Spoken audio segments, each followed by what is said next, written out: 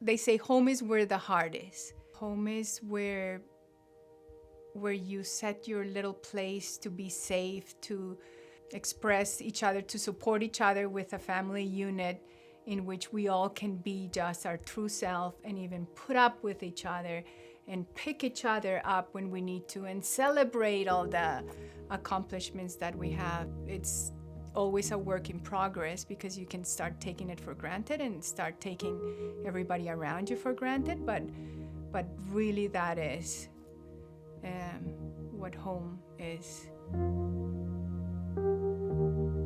We were poor, but we had so much imagination. The parents only knew that we were safe because they would hear 11 kids running from place to place and all the giggles and screams and stuff. And we were always up to some, always. My grandfather used to work in the Air Force of Colombia, and so there were some special cottages of the Air Force in a very sort of virgin place of the Caribbean, of the north part of Colombia, and that was like my dream, was always counting the days. Okay, so many days to go to Coveñas was the name of the place. I married 21 years ago, it's going 21 years ago, and I live currently in Ottawa. I had never seen snow and I wanted to touch the snow, and everybody would make fun of me when I wanted to touch the snow. So I had to kind of refrain. I wanted to, but I couldn't. So it was, eventually I was very annoyed and I was like, I'm gonna touch the snow, and if you make fun of me, I'm gonna throw snow on you. And I didn't know that that is a game that people actually do. When we came to live here, when I moved in, was January. So that was a very tough time because I was not working yet and everything was so cold and so desolate. Like that's when I really felt like what I had done. I felt like, oh my gosh, what have I done? I felt like so tiny. Language-wise was very hard. Not hard to speak, but hard to be speaking English all the time. For example, when I started working, I would go to lunch with some of the co-workers and they were speaking so fast. Like it sounded to me so fast. I was not used to the normal speed of English. And I would sit there and smile, and sometimes I didn't know if they were talking about oranges or the ocean or politics. And I would be just like, wow, like what language are they speaking? Everybody was very happy for me, and everybody always had the sense that I'm gonna go somewhere. Everything that happens for a good reason. And so what I found out, I know this may sound a little too gushy or whatever, but I realized that I had to come here, and I told my husband, Lauren, is like, wow, you made it so difficult for me to find you. I had to come to Canada and go through a lousy marriage and all of that just to get to know you. And I got to meet him, and I don't know that there would have been any other way. I was raised in although I had a lot of freedom, I had a lot of very strict rules to follow.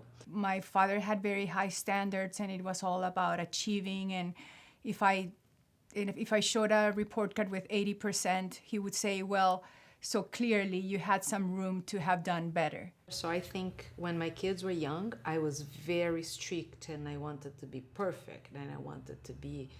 But then I realized that my daughter, at the age of 3 or 4, she was getting scared of me.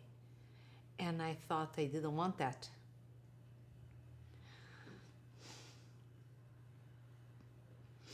Can you just stop? I decided that I didn't want to be the mean mom. So I thought that instead of being rigid and no, you can't, or this, I tried to change it and say, well, this is the reason why we are doing this, and this is the reason why we should do that, and this is the reason why we cannot do this.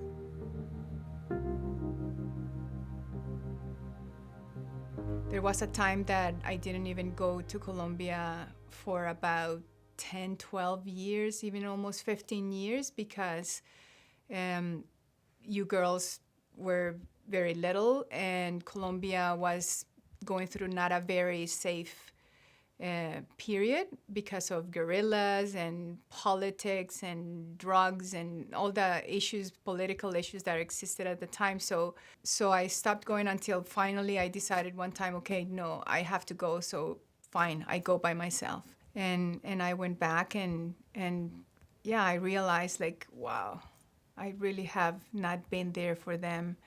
And even though they never complained, I know that there was some sadness there, always. In terms of advice, I would say when you're moved away and starting your life, the first rule is chin up. Chin up, shoulders back, I can do it. You gotta have the I can do attitude all the time. The physical distance doesn't mean that you're losing your family, particularly in these days. Like there's so many ways to even, see our faces, even if we're not in the same room. We're there for you anytime, and you need to know that. Because if that moment doesn't happen for whatever reason, and you can't make it or we can't make it, you know that we would like to make it. And that makes a lot of difference when you're away, when you know that the people at home are cheering for you and will support you in whatever you do.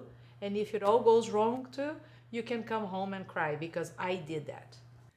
So as long as you're thrilled where you are, that's what matters the most. Don't feel at any point that you have to sacrifice something to make me happy. Like, no way. You being happy makes me happy. Ow.